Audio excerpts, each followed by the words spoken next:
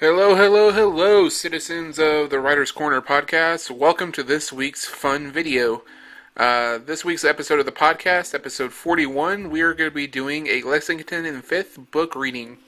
For those of you who don't know, I am an author. That's why I have this podcast. And the Lexington and Fifth is the novel I'm writing this year. And I'm writing it on Wattpad. Each week I publish a new chapter. So by the end of the year, there will be 52 chapters total in this book. And I've published 14 so far. This week we'll make 15. And I'm going to read the first 5 chapters to you guys. So I love doing book readings. And I want to let you guys in on what this story is about. So let's get on to our first topic of discussion, though, our pop culture news. The CW will be releasing 8 all-new 1-hour episodes of the hit television series Mad TV, making it the first time the show has run in prime time.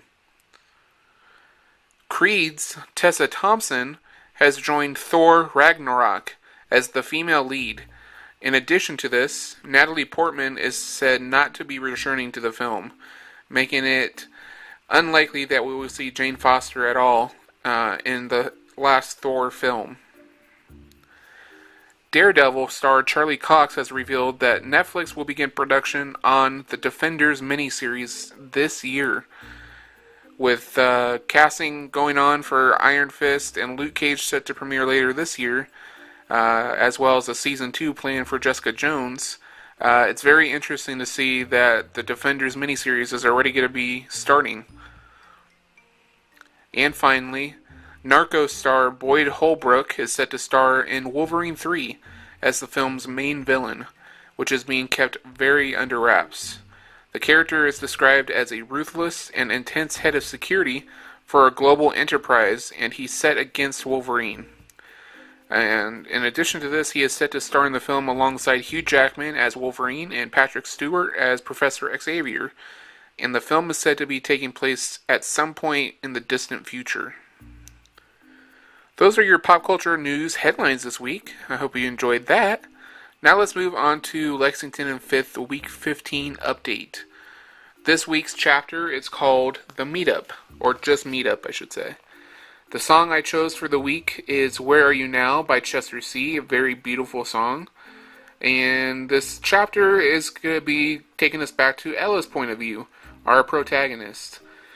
She is going to be meeting a bunch of fans from both her video channel and her book series, and taking pictures with them and signing book copies and taking videos. And she's going to be having a good time getting her mind off the horrific events that have been plaguing her for the last couple weeks. Unfortunately, when she's at the meetup, she sees a very familiar face that shocks her to her very core. She goes in search for him, but she has a very hard time locating him. She knows who she saw, and it scares the hell out of her. That's what week 15 is going to bring you. And that will be coming out on Friday, which is the 15th, I believe. So be on the lookout for that. Now let's move on to our review of the week. We are going to be doing a review for Tales from Shadowhunter Academy, from the Shadowhunter Academy. These are 10 short stories written by Cassandra Clare, Sarah Reese Brennan, Maureen Johnson, and Robin Wasserman.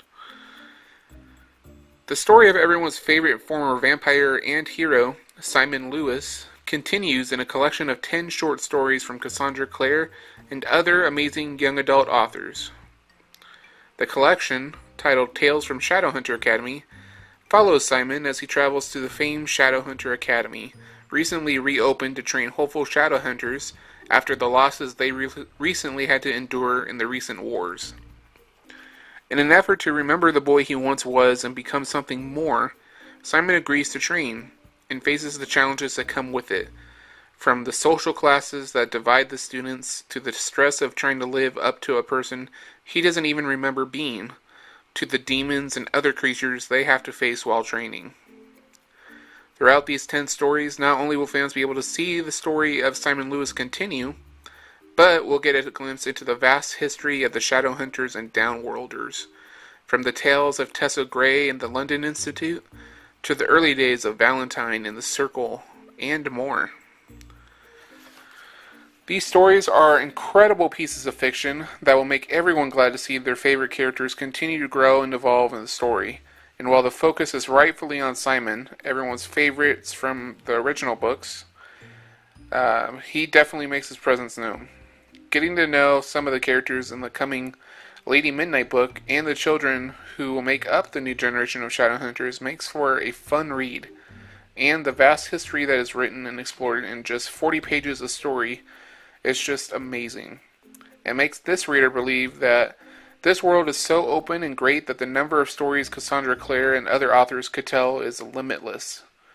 If you haven't yet, read these incredible stories today and be glad that you did, because they are sure to be a big help when you read Lady Midnight, which this writer is set to do next. The Shadowhunter world is addictive to read, and one I would never want to stop exploring.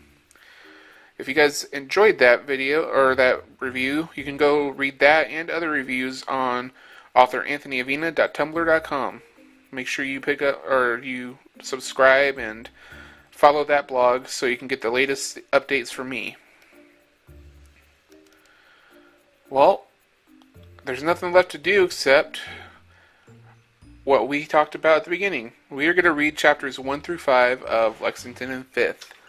I am very excited to share this with you guys. You guys can read this book for free on Wattpad.com or on the official Wattpad app. Search for the book title, which is Lexington and Fifth, or for me, author Anthony Avina. Here we go. Chapter 1, The Text. A cold chill made its way down Andrew's spine as Old Man Winter threatened to tackle him with a gale-force wind. Andrew Ingram stood outside of Allie's Java Den, a new and popular coffee shop in the heart of Los Angeles. It was December of 2008, and it was times like this that he was glad to have the sometimes humiliating job of being a sidewalk Santa Claus.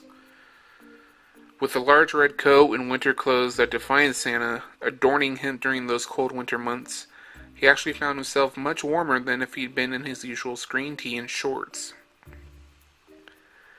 The California native and college junior was hard at work, ringing the bell the coffee shop had given him and hoping to drive customers out of the cold and into the shop. Most would go on about their business without giving him a second glance, but once in a while a child or one of his classmates would walk by and snicker, laughing and making lewd jokes about how he didn't need to take in the suit at all because of his already bulky size.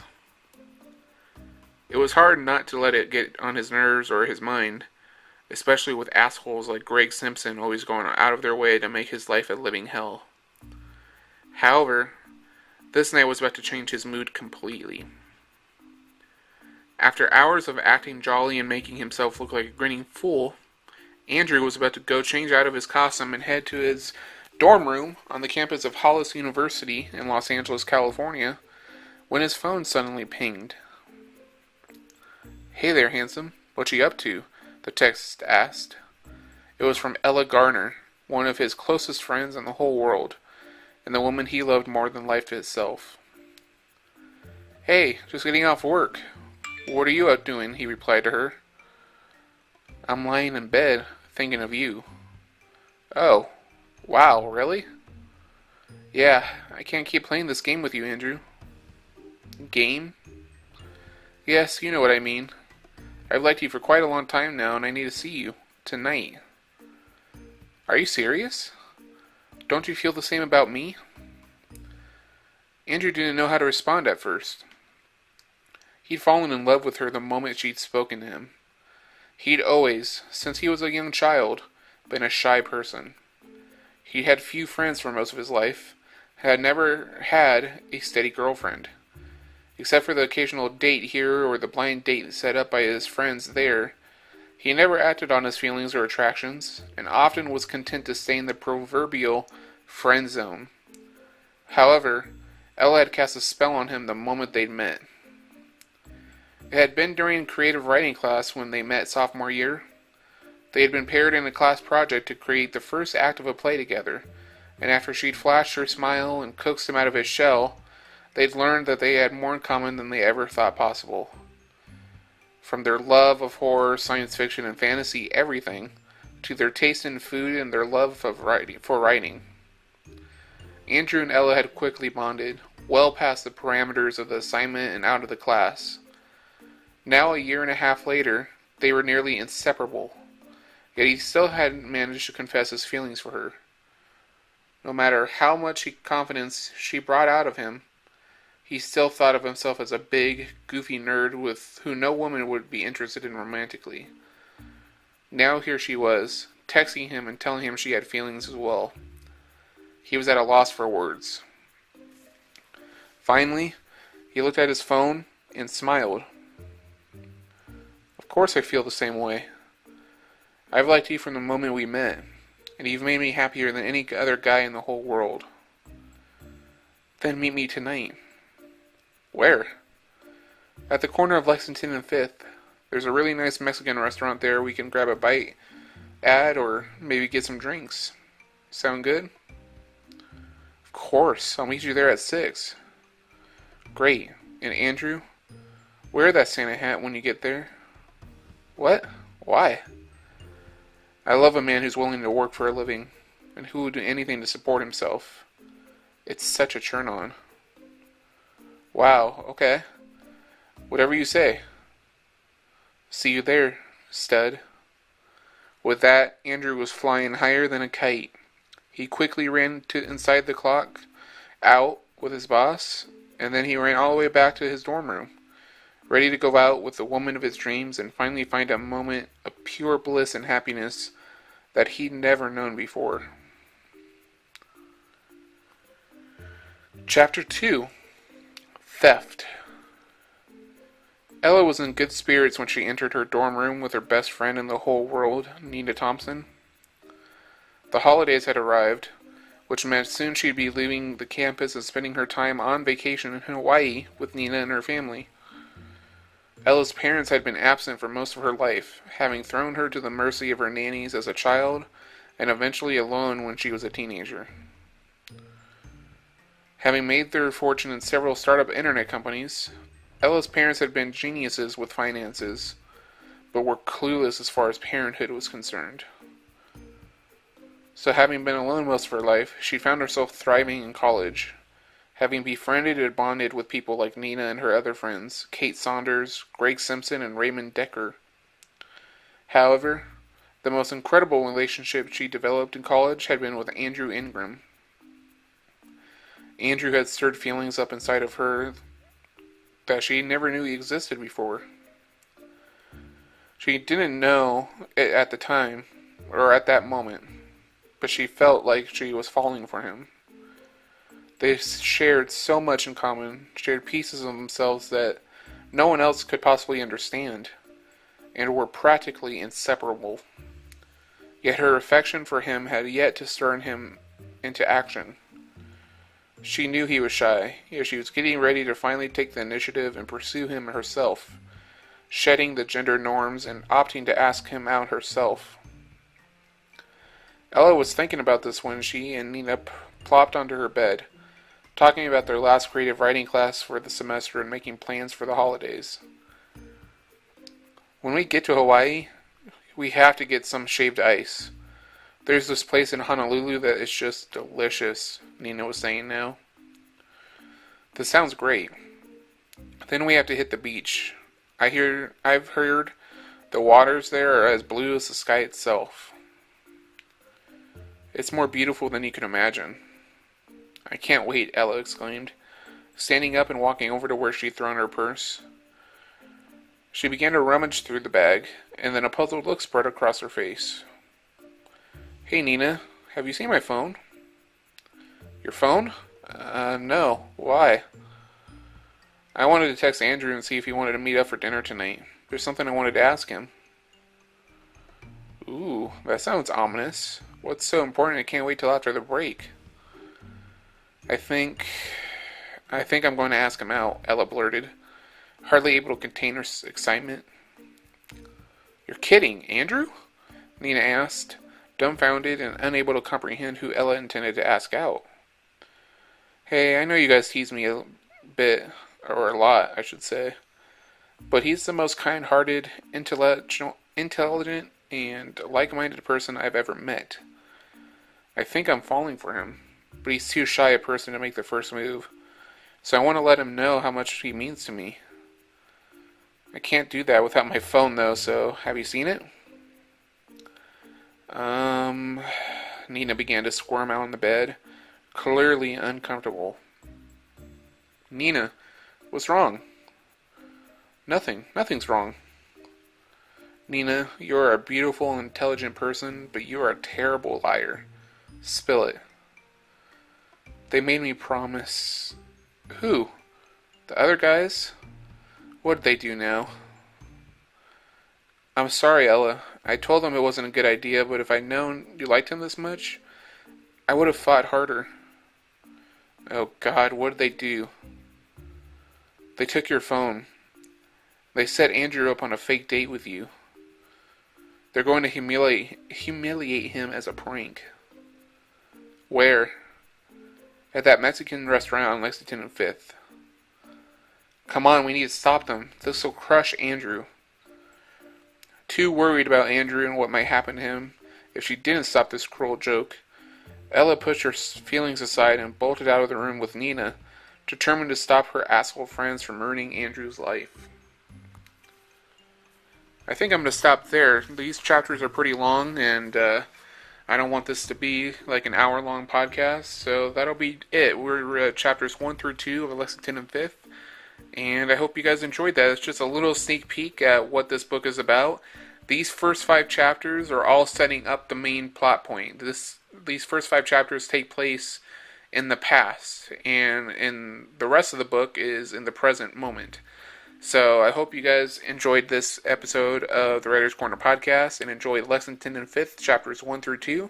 If you guys would like to read the more of this story and would like to read up to the current, chapter, make sure you go to Wattpad.com or the Wattpad app on either your iPhone or Android or any device, and look up author Anthony Avina or the book Lexington and Fifth. I'm going to be publishing a lot of stuff on Wattpad this year, but especially this book is really important to me, and I hope you guys will read it and enjoy it. And if you guys do like it, make sure you share it with your friends and your family and loved ones on social media. That'd be awesome. Thank you guys for listening. Give this video a big thumbs up if you're watching on YouTube. Like this video, comment on it, favorite it, and share it. And please subscribe to the channel if you haven't done so already.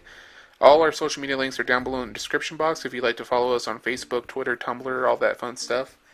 And we will see you guys next week for a brand new podcast. If you're listening to this podcast, however, you make sure you subscribe to this podcast on either SoundCloud or iTunes, whichever you prefer. And you please leave a review letting us know what you thought, what you'd like to see more of in the podcast, what you'd like to see less of. All your opinions matter to us, so make sure you leave those reviews, and we'll be sure to take them into consideration. Thank you guys for listening, and we will see you guys next week for a brand new episode of the Writer's Corner podcast. This is your host, author Anthony Avina, signing out. Long days and pleasant nights, my friends.